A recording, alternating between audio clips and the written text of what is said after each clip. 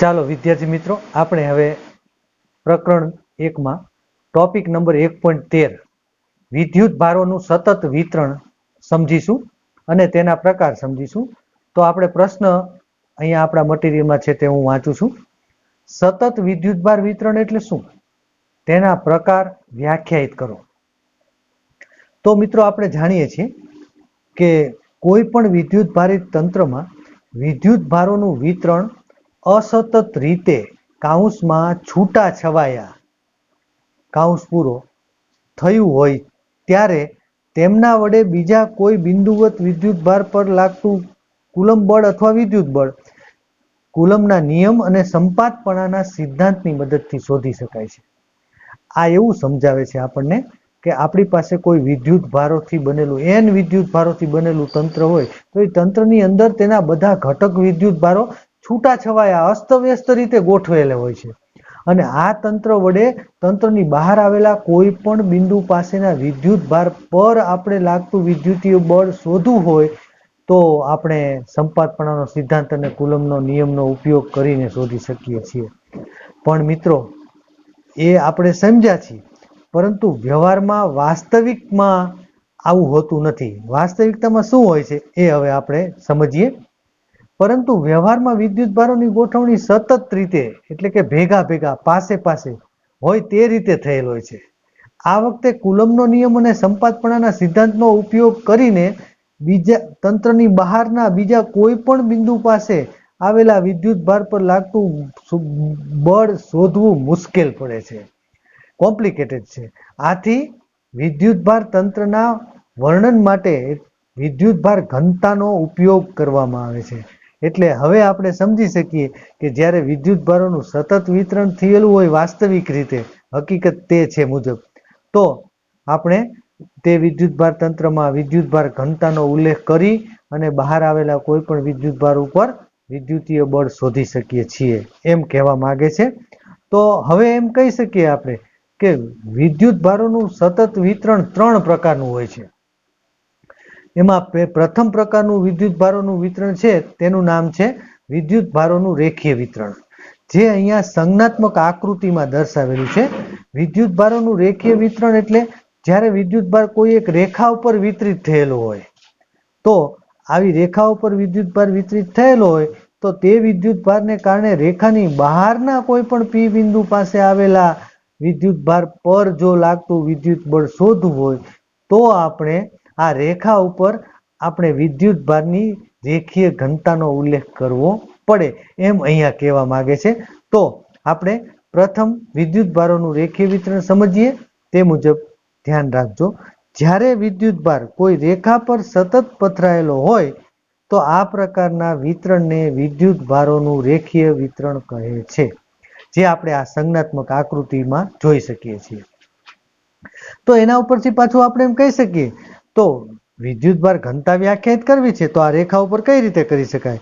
તો વિદ્યુત ભારની રેખીય ઘનતાની વ્યાખ્યા હવે આવે છે. તે મુજબ વિદ્યુત ભારિત રેખા પરની એકમ લંબાઈ દીઠ વિદ્યુત ભારને વિદ્યુત ભારની રેખીય ઘનતા કહે છે અને તેની સંજ્ઞા લેમ્બડા છે અને લેમ્બડા બરાબર ડેલ્ટા ક્યુ ના છેદમાં ડેલ્ટા એલ. એટલે આપેલી વિદ્યુત ભાર રેખાના ડેલ્ટા એલ લંબાઈના કોઈ એક ખંડ ઉપર જો ડેલ્ટા ક્યુ વિદ્યુત ભાર આવેલો હોય તો આપણે તે રેખા પર વિદ્યુત ભારની રેખીય ઘનતાનું સૂત્ર વ્યાખ્યા પરથી સમીકરણ 1 સ્વરૂપે લખી શકીએ. અને સમીકરણ 1 પરથી વિદ્યુત ભારની રેખીય ઘનતાનો એકમ મળે કુલમ પ્રતિ મીટર. અને આ સમીકરણ 1 પરથી રેખા ઉપર એટલે કે ડેલ્ટા એલ લંબાઈની રેખા ઉપર આવેલ કુલ વિદ્યુત ભાર આપણે શોધવો હોય તો ડેલ્ટા ક્યુ બરાબર લેમ્બડા ઇન્ટુ ડેલ્ટા એલ થાય, જે સમીકરણ 1 પરથી આપણે સમીકરણ 2 મેળવી શક્યા તેમ ડેલ્ટા એલ લંબાઈની રેખા પર આવેલા વિદ્યુત ભારનું આ સૂત્ર આપણને મળે છે. પરંતુ અહીંયા આપણે હવે બીજા પ્રકારનું વિદ્યુત ભારોનું વિતરણ સમજીએ છીએ, તે છે વિદ્યુત ભારોનું પૃષ્ઠ વિતરણ. વિદ્યુત ભારોના પૃષ્ઠ વિતરણમાં હવે આપણે એની વ્યાખ્યા સમજશું અને વ્યાખ્યા પરથી પછી આપણે તેને સમજવા માટે આકૃતિની સંજ્ઞાત્મક આકૃતિ જે દર્શાવી છે એ કોઈ એક પૃષ્ઠ છે, એ પૃષ્ઠ પર ડેલ્ટા એસ ક્રમનો એક નાનો અત્યંત સૂક્ષ્મ ક્ષેત્રફળ ખંડ દર્શાવેલો છે અને આવા પૃષ્ઠનું અસંખ્ય ખંડોમાં વિભાજન પણ કરેલું છે. અને આ કોઈ ખંડના ક્ષેત્રફળ ડેલ્ટા એસ થી આપણે પી બિંદુ પાસે આવેલા વિદ્યુત ભાર પર કઈ રીતે બળ શોધી શકીએ તે આકૃતિ સૂચવે છે. તો સૌપ્રથમ આપણે વિદ્યુત ભારોનું પૃષ્ઠ વિતરણ સમજીશું.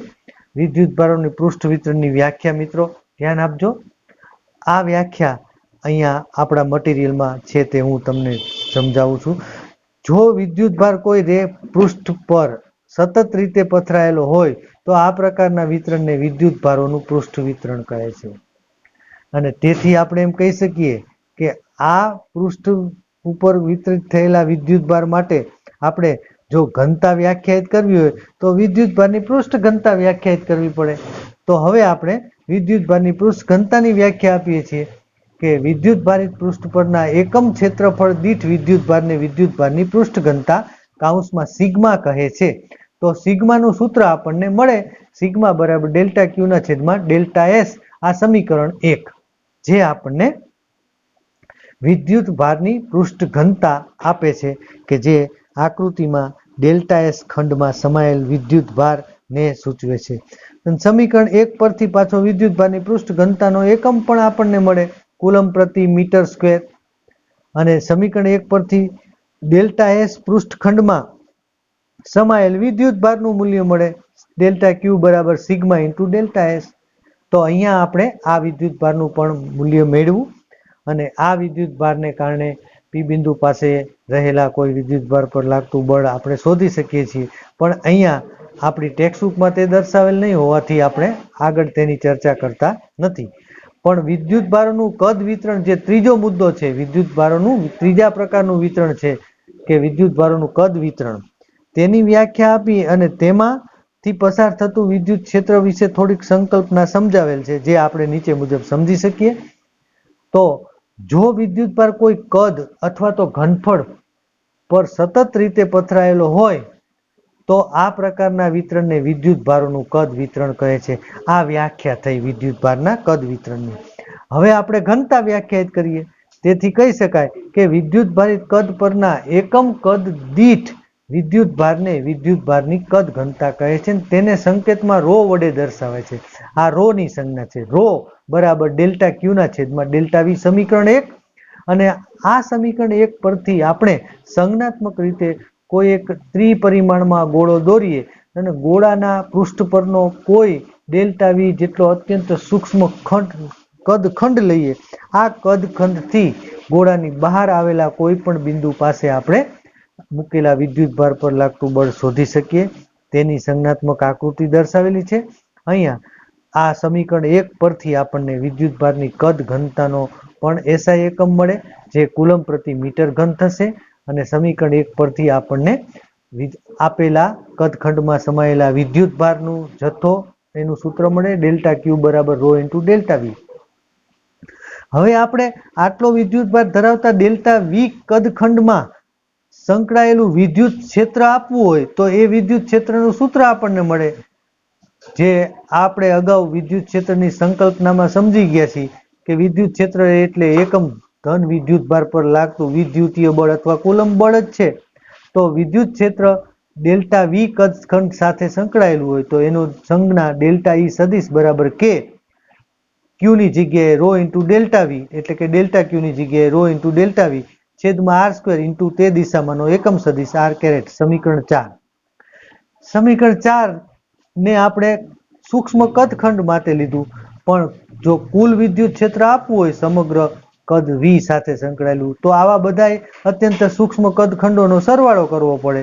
તો કુલ વિદ્યુત ક્ષેત્ર ઈ બરાબર કે sigma delta V rho delta V છેદમાં R square into R caret સમીકરણ 5 સ્વરૂપે મળે. અને જો આવું ડેલ્ટા વી ટેન્સ ટુ 0 હોય તો આવો સરવાળો સંકલનમાં પરિણમે એમ આપણે કહી શકીએ. આટલી માહિતી આપણે આપણી ટેક્સ્ટ બુકને અનુરૂપ ત્રણેય પ્રકારના વિતરણોની સમજીશું. ક્લાસ વર્કની નોટમાં ઉતારજો અને સમજી અને કોઈ પ્રશ્ન હોય તો તમે નેક્સ્ટ ક્લાસમાં અથવા તો ગમે ત્યારે તમે ફોન ઉપર પૂછી શકો છો. તો હવે આપણે આવતા તાસમાં ગોસનો નિયમ સમજીશું મિત્રો. ચાલો બાય, થેન્ક યુ.